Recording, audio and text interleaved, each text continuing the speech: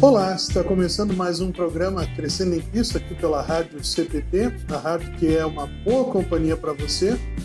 Eu sou o comunicador Davi Schmidt, pastor da Igreja Evangélica Luterana do Brasil aqui em Florianópolis, também em Garopaba e em Bituba. E é uma alegria ter você aqui conosco, acompanhando esse programa.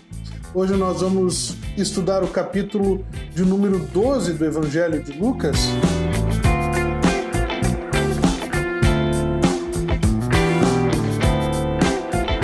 Hoje nós vamos estudar o capítulo de número 12 do Evangelho de Lucas, que é um capítulo bastante interessante porque fala sobre vários assuntos fundamentais na nossa fé, né? Ele fala sobre a questão da hipocrisia dos fariseus, né? A hipocrisia da fé, que não há hipocrisia na fé.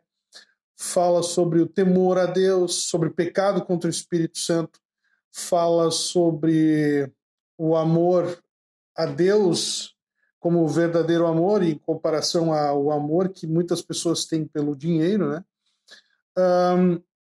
A provisão de Deus em todos os momentos, fala sobre fim dos tempos e também sobre as divisões que são causadas por causa de Jesus. Então são temas bastante interessantes. Eu vou tentar abordar um pouquinho cada um deles aqui.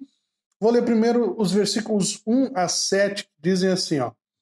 Posto que miríades de pessoas se aglomeraram, a ponto de uns aos outros se atropelarem, passou Jesus a dizer, antes de tudo, aos seus discípulos, acautelai-vos do fermento dos fariseus, que é a hipocrisia. Nada há encoberto que não venha a ser revelado, e oculto que não venha a ser conhecido. Porque tudo que dissesses às escuras será ouvido em plena luz, e o que dissesses aos ouvidos no interior da casa será proclamado nos eirados. Digo-vos, pois, amigos meus, não temais os que matam o corpo, e depois disso nada mais podem fazer. Eu, porém, vos mostrarei a quem deveis temer. Temei aquele que, depois de matar, tem poder para lançar no inferno. Sim, digo-vos, a esse deveis temer. Não se vendem 5 pardais por 2 asses? Entretanto, nenhum deles está em esquecimento diante de Deus. Até os cabelos da vossa cabeça estão todos contados. Não temais, bem mais valei do que muitos pardais. Vejam, esse texto aqui, então, os primeiros versículos, e Jesus está alertando para a hipocrisia dos fariseus, porque eles cobravam muitas coisas das pessoas, né?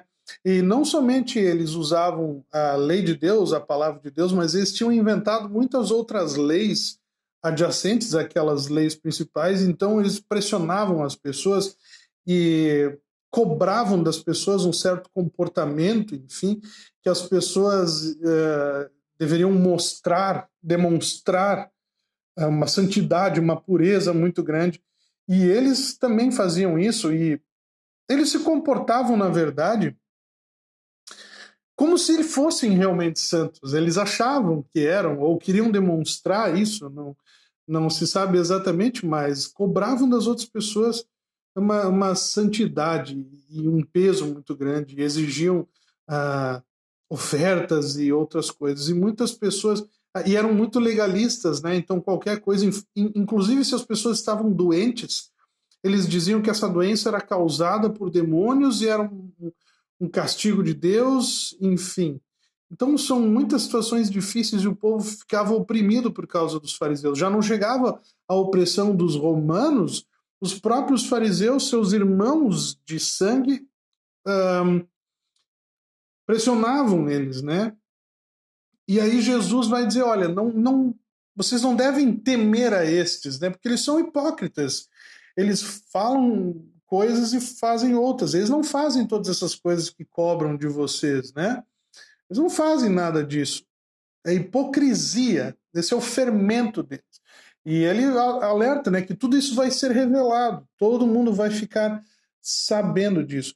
E o mais interessante desse trecho é esse versículo 5 que diz assim, porém vos mostrarei quem deveis temer. Temei aquele que depois de matar tem poder para lançar no inferno. E aqui é muito, muito importante nós prestarmos atenção, porque existem maneiras de ler esse texto bíblico, esse versículo especificamente, que eu diria que estão equivocadas e são influência de teologias que não condizem com aquilo que a Bíblia diz, e eu diria nós cristãos, especificamente luteranos também, né? Desculpa. Nós que ensinamos e pregamos que a Bíblia tem que explicar a si mesma, né? E se nós procurarmos a explicação na Bíblia para esse versículo, só pode ser uma, né? E quem é que nós devemos temer? Quem é que pode lançar no inferno? Existe uma teologia estranha à nossa, que é que vem de fora, que é uma tradição antiga, que se chama maniqueísmo. Tá? E essa doutrina ensina como se Deus e o diabo tivessem forças equivalentes. Deus é o Deus do bem e o diabo é o Deus do mal. E os dois estão em uma competição para ver qual consegue ter mais almas até o fim dos tempos. Isso é uma doutrina completamente falsa, certo? E tenham muito cuidado, irmãos e irmãs, cuidado com essa doutrina, porque ela às vezes pode vir sorrateiramente, né? E é claro na Bíblia que Deus tem poder e o diabo é uma criatura. O diabo é um anjo caído, o anjo mais importante de todos, mais bonito de todos, né?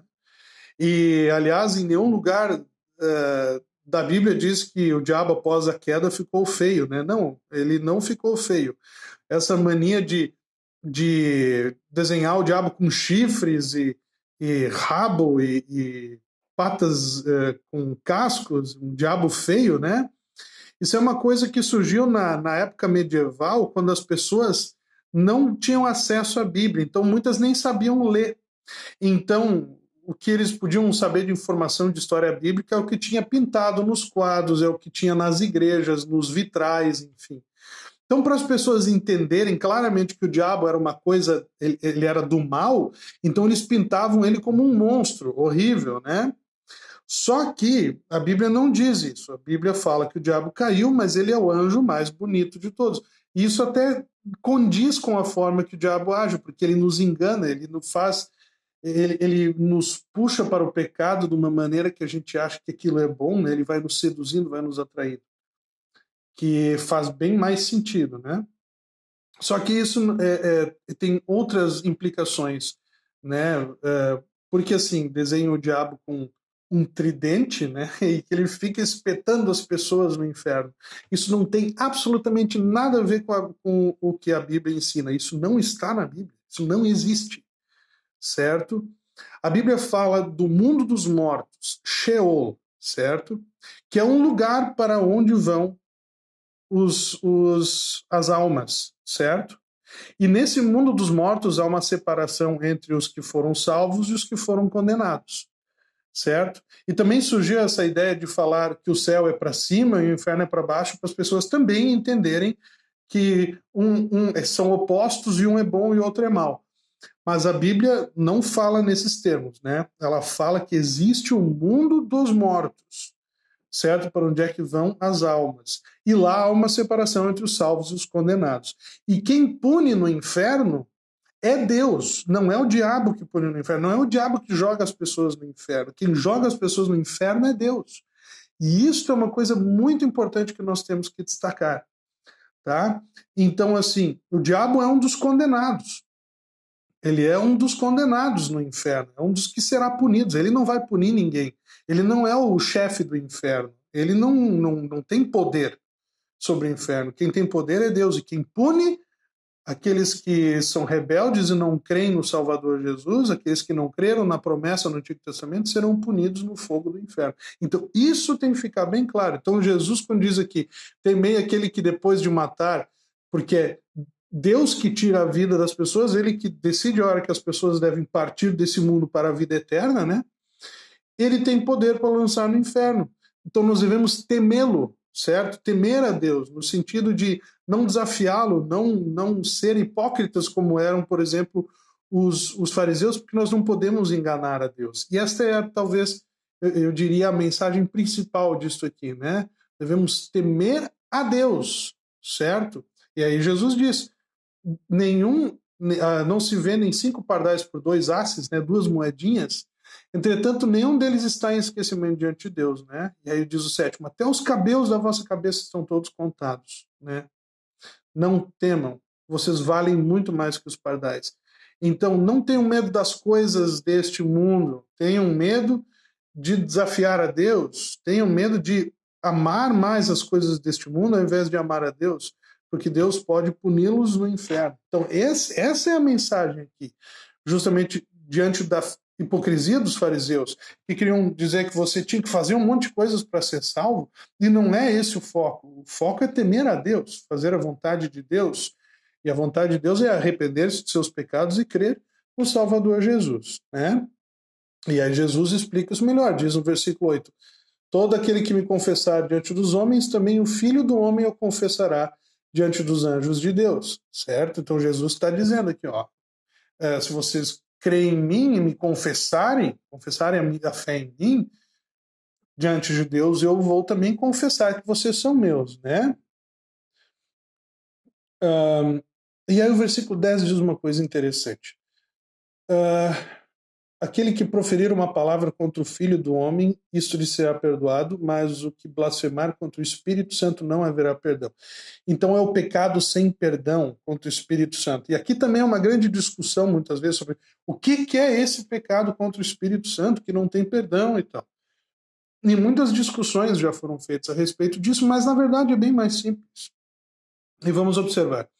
O que o Espírito Santo faz? A gente aprende que ele é o Consolador, a Bíblia traz isso, que ele é o Consolador, e que ele, entre outras coisas, a principal atividade dele ele nos dá a fé, ele nos dá a capacidade de crer nas promessas de Deus, e não somente nas promessas, como nas realizações, naquilo que nos é revelado na palavra de Deus que está na Bíblia. Então o Espírito Santo nos dá a fé, certo? Todos os pecados têm perdão, porque se você se arrepende dos seus pecados e confessa-lhes a Deus verdadeiramente, pedindo perdão, você é perdoado, se você está verdadeiramente arrependido. Mas contra o Espírito Santo não há perdão. E por quê? Vamos fazer um rápido pensamento. O Espírito Santo nos dá a fé, certo? A fé que nos dá a capacidade de crer. Por esta fé, nós somos convencidos pelo poder do Espírito Santo do nosso pecado. E aí nós confessamos esse pecado a Deus. Então, por que o Espírito Santo, pecado contra o Espírito Santo não tem perdão? Porque se eu rejeito o Espírito Santo, eu peco contra o Espírito Santo, eu rejeito a fé. E se eu não tenho fé em Deus, no Salvador Jesus, se eu não tenho fé em Deus, eu não creio que aquilo é verdadeiro para mim. Eu não creio que aquilo que Deus me diz que é a sua lei é verdadeira. Então eu não creio que eu estou errado, eu não creio que eu sou pecador. Então eu não me arrependo dos meus pecados. E é por isso que não tem perdão. Por quê? Porque só tem perdão por pecado quando você está arrependido dele. Então, se eu não tenho fé, eu não estou arrependido dos meus pecados, porque eu não considero ser verdadeiro o nosso Deus, né? Eu não considero ser aquilo verdadeiro. Então, o pecado contra o Espírito Santo é falta de fé. E por isso não tem perdão, porque sem fé, como diz o texto bíblico, é impossível agradar a Deus. Então, somente pela fé nós agradamos a Deus. Então, é muito mais simples. Pecado contra o Espírito Santo é a falta de fé. Ah, mas e se eu, de repente, voltar à fé? E esse pecado que eu cometi contra o Espírito Santo? Não, daí você voltou à fé.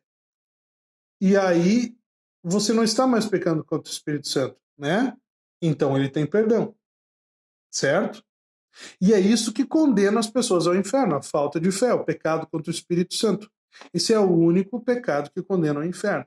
Ah, mas é tão simples. Aí eu vou dizer para você, quantas pessoas não creem e estão pecando contra o Espírito Santo? Muitas, muitas.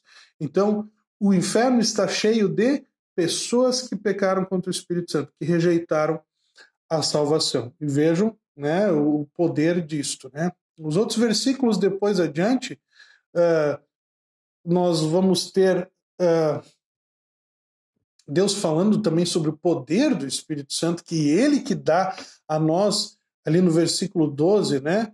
Ele dá as palavras que a gente deve falar, né? Então, mais uma das coisas que o Espírito Santo faz.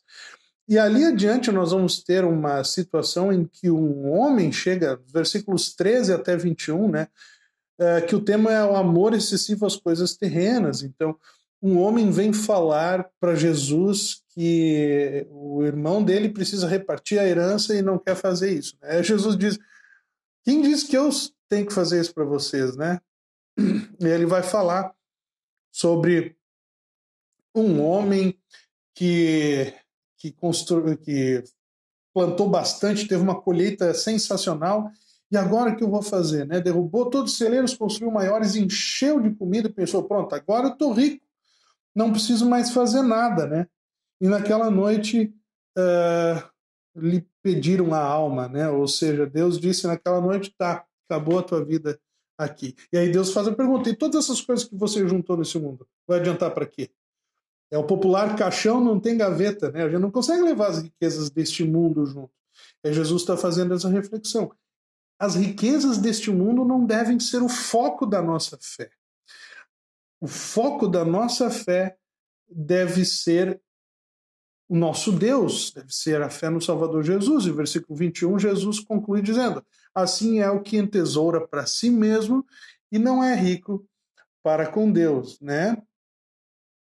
E aí ele vai falar nos próximos versículos 22 a 35, né, sobre essa relação do amor às coisas terrenas, a preocupação com as coisas terrenas e o amor para com Deus, que é o que é realmente importante, né? E Deus está dizendo que, olha, vocês se preocupam tanto com as coisas deste mundo, e é interessante que Jesus fala muito, muito mais sobre a administração errada que o ser humano faz dos seus bens do que sobre outros assuntos. Ele fala muito sobre isso, né? Ele parece estar preocupado que o ser humano não sabe administrar as coisas, que tem e se preocupa muito com as coisas desse mundo e não se preocupa com as coisas da vida eterna. E ele está dizendo: olha só os corvos. Eles não plantam, eles não estão preocupados com amanhã, eles sempre têm o que comer. E os lírios do campo, olha que flores lindas. E são mais bonitas do que, ele diz, Salomão não se vestiu. Salomão foi o rei mais rico de todos. Não se vestiu com tanto esplendor como essas flores aqui. E essas flores nascem, murcham, depois são recolhidas e jogadas para o fogo, né? E Deus cuida delas. Ele não vai cuidar de vocês, ele vai cuidar muito mais de vocês. Então, Jesus está dizendo assim: preocupem-se com as coisas dos céus. Isto é o mais importante, com a sua fé. E as coisas, outras coisas, Deus vai acrescentar a vocês. Claro, não é que nós não devemos trabalhar, não é que nós não devemos nos cuidar e planejar, não é isso que Jesus está dizendo, mas que nós não devemos depositar a nossa fé nisso. Não depositar a nossa vida nas coisas do mundo. E sim nas coisas de Deus primeiro, e as outras coisas depois. Versículo 31 diz: buscai antes de tudo o seu reino, e essas coisas vos serão acrescentadas. Então, primeiro buscar servir a Deus, e depois vêm as outras coisas junto, né? E aí, o texto segue, do versículos 36 a 48, falando sobre isso, e Jesus também conta uma parábola, né, dos empregados que esperam a volta do seu chefe, né, e que antes do chefe chegar, eles pensam assim: tá demorando para chegar, né, então, quando estiver mais perto dele chegar, eu deixo tudo certinho, né. E ele diz assim, versículo 45, está demorando, meu chefe, então eu vou começar a espancar os criados, as criadas, comer, beber e me embriagar. E aí veio o chefe um dia que ele não estava esperando. E Jesus está falando sobre o fim dos tempos, que a gente deve vigiar e orar e deve estar sempre com a fé firme no Salvador Jesus. Porque a gente não sabe quando Deus vai voltar. Isto é, não sabe se ele vai nos chamar para a vida eterna. Quando é que vai terminar a nossa vida? Quando é que nós vamos partir desse mundo? Ou ainda, se o fim do mundo vier antes, Então ele diz, nós devemos estar sempre prontos, sempre preparados, vigiando e orando, porque nós não sabemos a hora que Jesus vai voltar, certo? E ainda depois ele vai dizer assim, vocês pensam que eu vim trazer paz e divisão, paz ao mundo, né? E alguns podem, ele diz, eu trouxe divisão, vim trazer divisão. E alguns podem pensar, nossa, que esquisito Jesus falando isso, né? Jesus falando isso, nossa, que veio trazer divisão, enfim. Mas é justamente isso, né? Não que ele veio dividir as coisas e condenar, mas o fato é que, por causa que alguns creem em Jesus e outros não creem em Jesus, isso vai causar divisão. Isso é a coisa mais natural que existe. Às vezes, dentro de uma família, nós temos pessoas que creem em Deus e outros que não creem em Deus, e esta é uma divisão. E às vezes essa divisão é mais forte, causa até intrigas, né? Nós devemos também cuidar para com isso, porque esse não é o foco, né? O foco é seguir o Salvador Jesus, amar o próximo e cuidar do próximo, ainda que o próximo esteja contra nós, ainda que ele esteja contra a nossa fé e rejeite aquilo que nós temos para falar. Mas o mais importante é seguir a Jesus. E esse é o resumo do capítulo 12 de Lucas, eu poderia dizer. A importância de nós seguirmos a Jesus, de nós focarmos na fé em Deus, de colocar isso como a coisa mais importante na nossa vida, em detrimento das coisas deste mundo.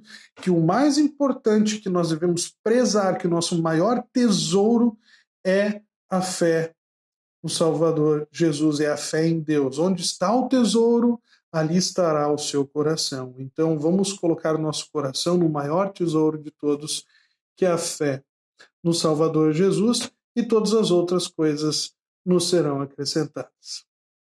Então é isso, meus queridos amigos, irmãs e irmãos em Cristo Jesus. Este foi o nosso estudo sobre o capítulo 12 de Lucas, e amanhã nós continuamos o nosso estudo aqui na Rádio CPT, a rádio que é uma boa companhia para você. Fique com Deus e até a próxima. Tchau!